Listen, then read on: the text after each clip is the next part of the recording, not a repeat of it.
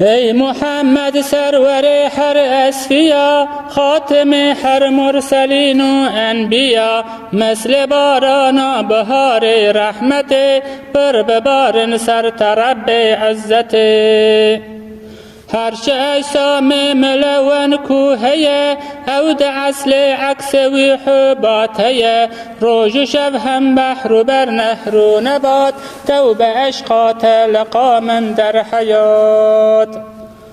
لیدلی کو منج حبات فقیر، او دگرت با ملال من اسیر، لو بزارین لبر درگاهت، ام دکن هیویش فضل و جاهت. تو شفاعت کی لموان عاصیان، برگوها کی ارد حال و غازیان، صل یا ربی و سلم بعدد، سر روح و جان محمد تا ابد. صد شکر یا رب تدام او رسول، مل بی دین اسلام کر قبول، امدکن هویج رب العالمین، دور نکی مسر یا نبی امین.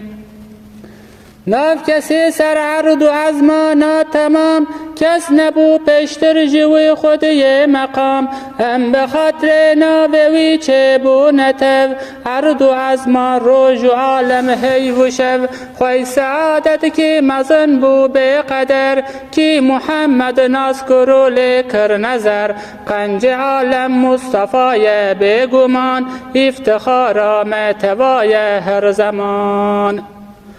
لو محمد خوش حبیب ذوالجلال، صاحب اکرام و قدرک پر کمال، اوج بوی مسکین و جارا پر گلک، دل حنون بو به قدر قنج فلک.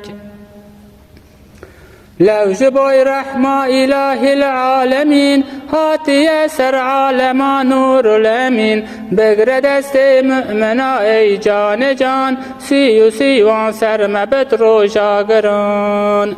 خوش نزانم وصف بیجم لو نبی، بس سلام رب عالم سر تبی، امج عشقا جان و دل با خوش کلام، سر محمد صلاة و سلام.